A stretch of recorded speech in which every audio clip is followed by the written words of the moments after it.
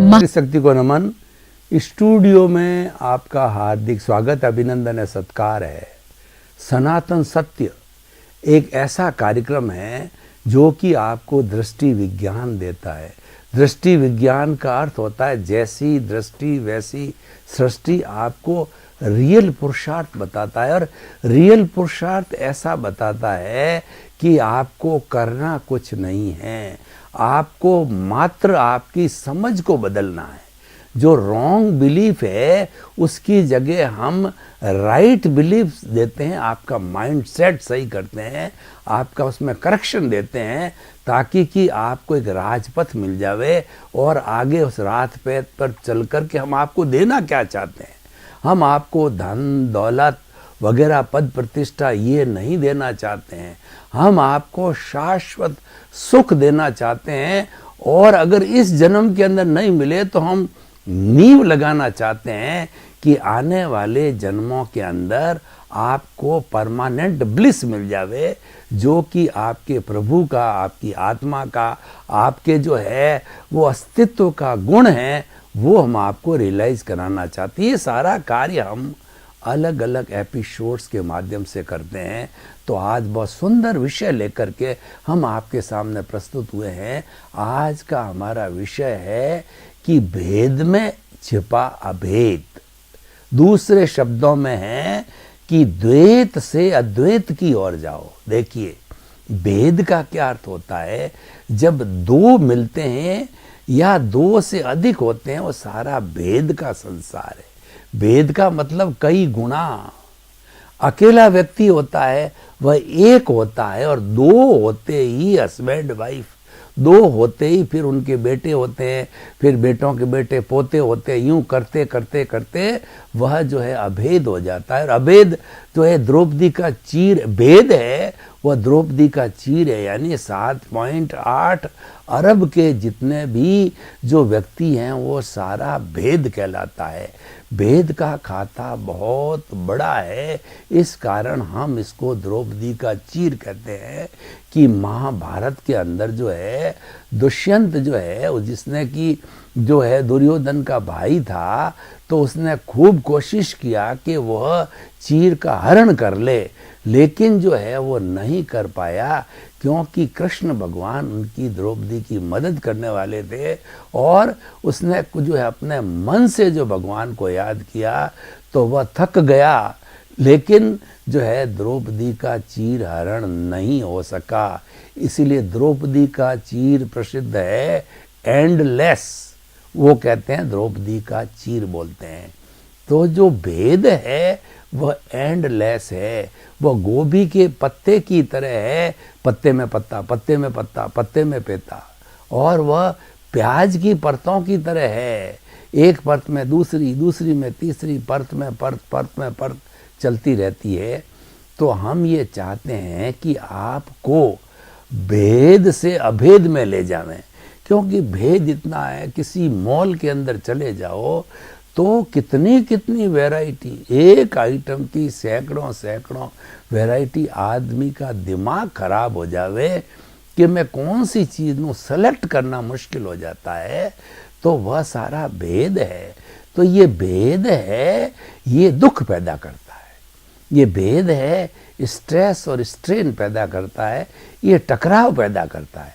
देखिए, अकेला व्यक्ति किससे लड़ेगा? अकेला व्यक्ति कमरे में बैठा तो लड़ेगा किससे? वो तो चिंतन करेगा, और वो चिंतन अपना अभेद की तरफ मोड़ दे तो अपने आप से बात करेगा। ये अपने आप से बात करने की विधा है। ये जो है, जो भेद में से अभेद की बात है, द्वैत में से अद्वैत की बात है। जितना जितना आप अपने से बात करना चालू करोगे तो इसका अर्थ ये है कि आप मुक्ति की ओर प्रयाण कर रहे हो, क्योंकि फॉरएवर रहने वाला है। जैसे हमारा सांस है, ये भी अच्छा मित्र है कि जब तक सांसा, जब तक आशा, जब तक हम जिंदे हैं श्वास चलता रहता। हमको विश्वास है कि हम जिंदे हैं, डॉक्टर को विश्वास है, घर वालों को विश्वास है, और कोमा में भी चला जाता है तो विश्वास रहता है कि ये हमारा जो है, जो घर का सदस्य है, अभी तक जिंदा है। लोग 8-8, 9-9, 10-10 साल कोमा के अंदर रहते हैं, बिस्तर के ऊपर रीढ़ की हड्डी खराब हो जाती है, टूट जाती है, तो बिस्तर पर जो है 14-14, 15-15 साल रहते हैं। मैं आपको एक उदाहरण बता दूं, मेरे एक मिलने वाला खत्री है जो कि यहाँ शेरगढ़ साइड का रहने वाला है। तो मैं उसके यहाँ गया तो उसने कहा साहब कि 14 साल से शरीर का हर कार्य फंक्शन करता है, रीढ़ की हड्डी टूट गई है, तो मैं खड़ा नहीं हो सकता, बाकी खाना पीना वगैरह सब हमारा उत्सर्जन सब सिस्टम 14 साल से मेरी समझ वमझ बातचीत सब चल रहा है और मेरे घर के लोग अच्छे हैं, जब मेरी सेवा करते हैं तो देखिए कि व्यक्ति ऐसी भी स्थिति में जो है पड़ा रहता है, जिंदा रहता है, क्योंकि उसका आयुष्य जो है, उसका श्वास, ये देखिए आयुष्य कर्म होता है, वह श्वासों में संख्या में जाके बदलता है। अभी उसके श्वासों की संख्या खत्म नहीं हुई, इसका आयुष्य समाप्त नहीं हुआ है। आप देखिए कि हमारे जो लेह और लद्दाख है, जो बर्फ की चट्टान है, उसमें हमारे सैनिक, हमारे भाई शत्रु से लड़ते लड़ते चट्टान के नीचे आ जाते हैं, बर्फ की शिला के नीचे, और वो 6 महीने 12 महीने बाद में जिंदे निकलते हैं, उनके बॉडी को गर्म करके, और वो जिंदे रहते हैं। क्यों? कि उसके सब 9 प्राण तो समाप्त हो, 10 प्राण गिने जाते हैं, 5 इंद्रियों के प्राण, मन का, वचन का, और जो है श्वासोच्छ्वास, और अंतिम प्राण होता है वो आयुष्य प्राण, वो जिंदा है, आयुष्य नहीं गया, तो वो जिंदा रहता है और घर जाके जिंदा भी रहता है। तो मैं ये कहना चाह रहा था, आप जो है वो भेद में छिपे अभेद को पहचानिए, ये आज का मूल विषय है। और अगर हमने भेद में से जो अभेद को पहचान लिया तो सब कुछ पहचान लिया। तुलसीदास जी कहते हैं, तुलसी इस संसार में और भांत भांत के लोग, सबसे हिलमिल चालिए नदी नाव संजोग।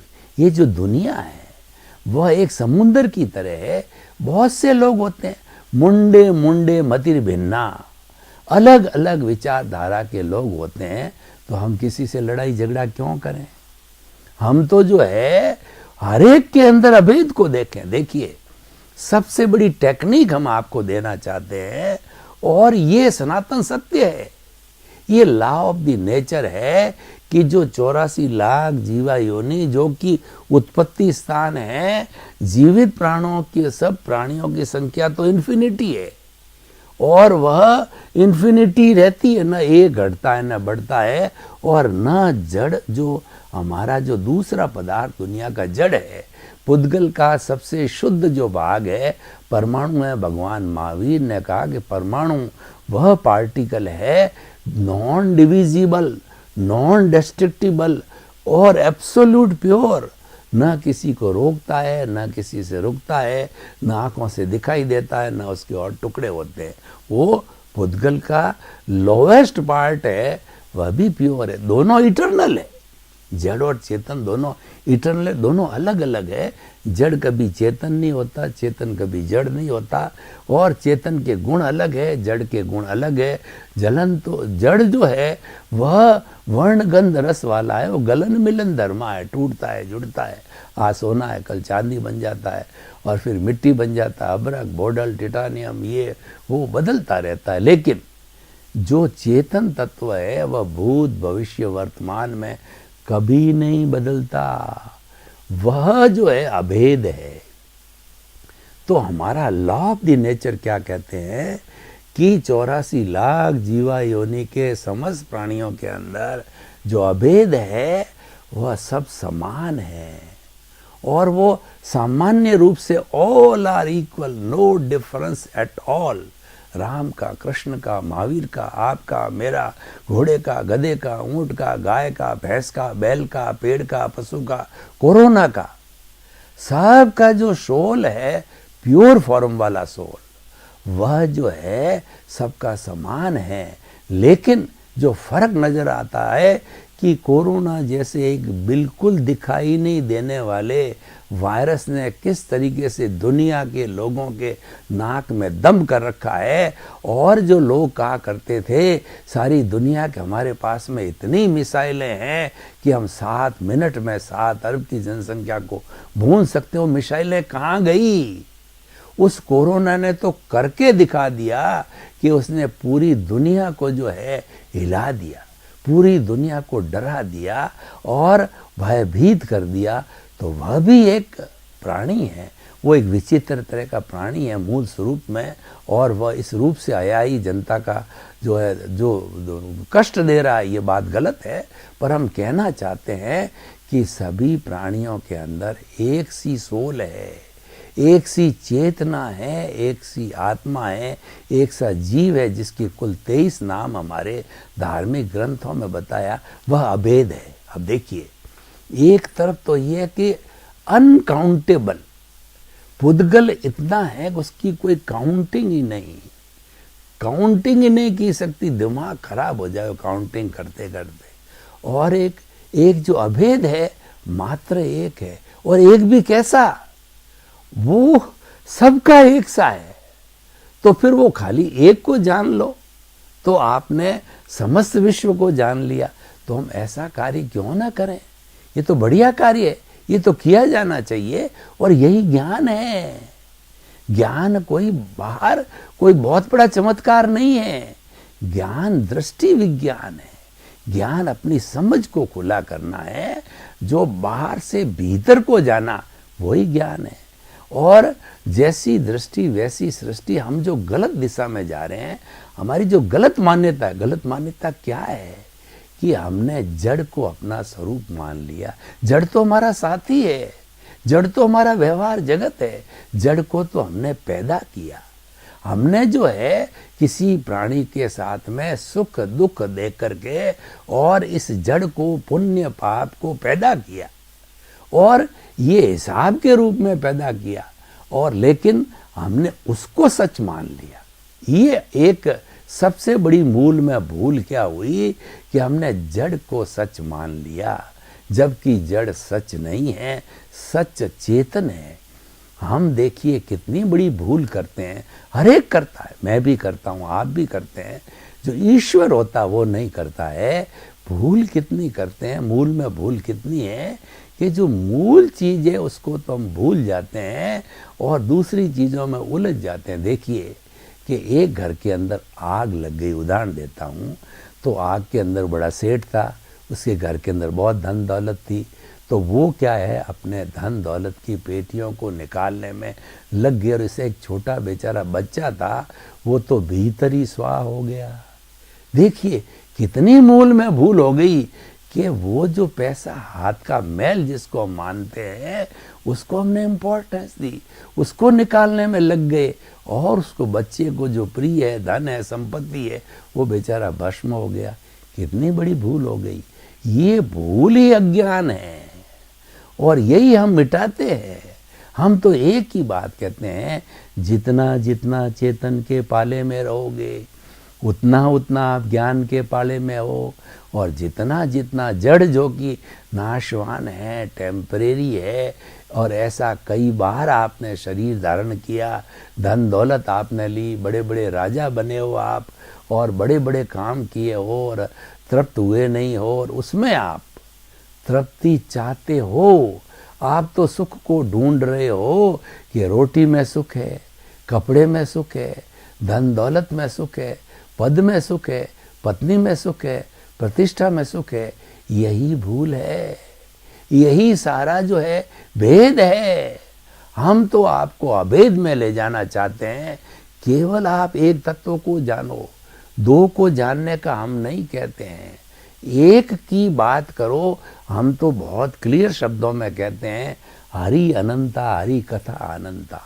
आपको इस जन्म के अंदर, आप देखिए, हम आपको ये नहीं कहते हैं कि आप कॉलेज मत जाओ, स्कूल में मत पढ़ो, धंधा मत करो, या अपने बाल बच्चों को मत पढ़ो। अरे हम तो कहते हैं ये तो आपको करना पड़ेगा।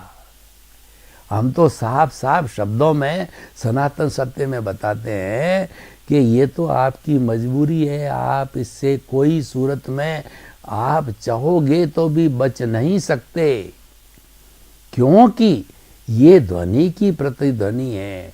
ये जो आपने कॉज पैदा किया है उसका इफेक्ट है, जो आपने कारण पैदा किया है उसका ये कार्य है। इसीलिए जो बीज बोया है उसका ये वृक्ष, उसके फल मिल रहे हैं। जो आपने कर्म पैदा किया है उस कर्म का कर्म फल आपको मिल रहा है, वो सारा आपके जीवन भर मिलता है। जो मन वचन काया की तीनों बैटरियां खुलती रहती है, तो हम उसको भोगने की बात नहीं कहते हैं, वो तो भोगना पड़ेगा, भुगतान है। लेकिन उसका भुगतान करते करते उसमें लुब्ध मत हो।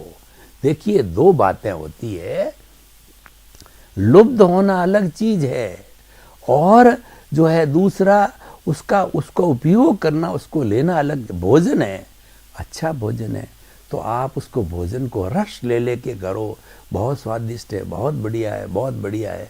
अरे भाई, उसको तो ये मानो कि ये जो शरीर है ये एक मंदिर है, इस मंदिर में प्रभु है। उस प्रभु की भक्ति करने के लिए इस मंदिर की जो ये ईंटों रूपी मंदिर है, ये ईंटें सुरक्षित रहे और ये डहे नहीं, उसकी रिपेयरिंग के लिए मैं भोजन करता हूँ। यानी शरीर माध्यम खलु धर्म साधनम, शरीर है वो धर्म साधना का माध्यम है। इस शरीर को जिंदा इसलिए रखता हूँ कि धर्म कर सकूँ, प्रभु की भक्ति कर सकूँ। इसीलिए जैसे कि कबीरदास जी ने कितना सुंदर कहा है, कबीरा काया कूतरी और करे भजन में भंग, थोड़ा टुकड़ा डाली और भजन करो निशंक। कि वो कहते हैं कि ये जो कुत्ती होती है वो बहू बहू करती है, आप टुकड़ा डाल दो चुप हो जाएगी। ये काया एक कूतरी के समान है, ये भूखी होती है तो पेट में चूहे कूदते हैं, थोड़ी रोटी डाल दो, भोजन दे दो। पर आपने इतना गृष्ट भोजन कर दिया कि खाते ही नींद आ जावे, यह गलत है। आप सो गए, आप जो है 24 घंटे में 20 घंटे सोए रखो, तो कब जो है आप अभेद का पता लगाओगे।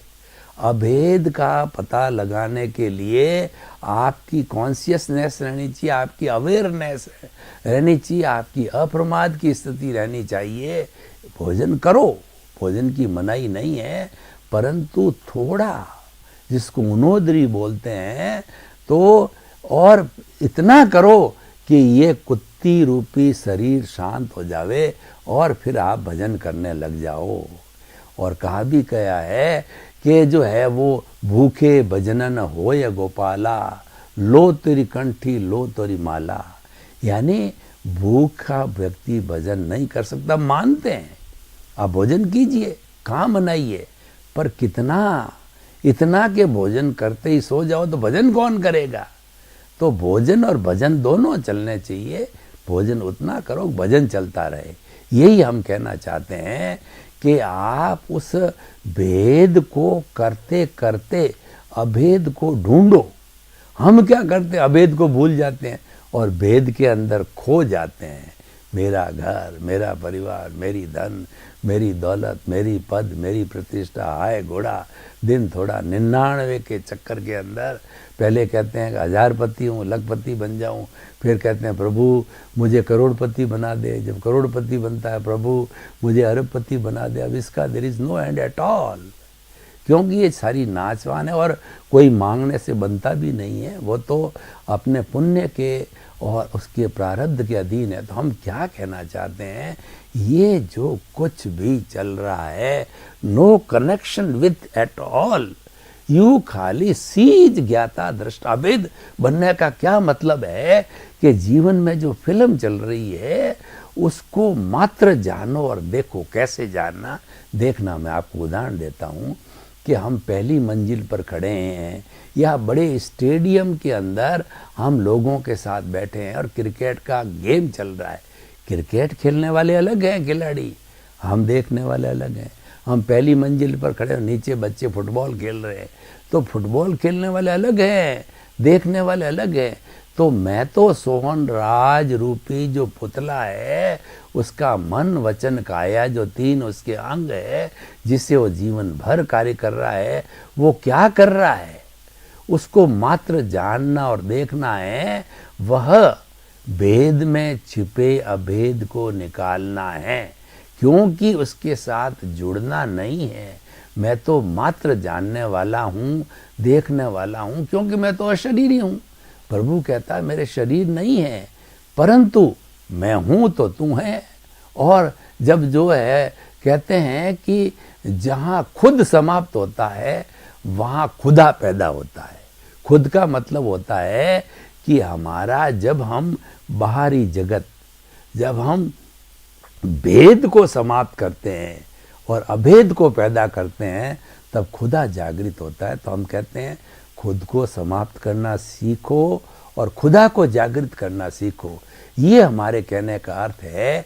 और जब ये टेक्निक आप जान जाओगे तो मजे से रहो। ये चल रहा है, आप चलने दो, कौन मना करता है। आपको तो हम एक ही हिदायत देते हैं कि ये जो है 11 kV की लाइन चल रही है, उस पे हाथ दोगे तो क्या होगा, आप भस्म हो जाओगे। तो आपके जीवन से मृत्यु के बीच में जो एंजॉयमेंट चल रहा है वो विदे होकर के मात्र देखो और जानो, चलने दो। भोगने वाला यही है और देखने वाला भी इसी में ही है, कोई अलग अलग नहीं है, दोनों पड़ोसी है। मैं, मेरा भेद और अभेद दोनों पड़ोसी है।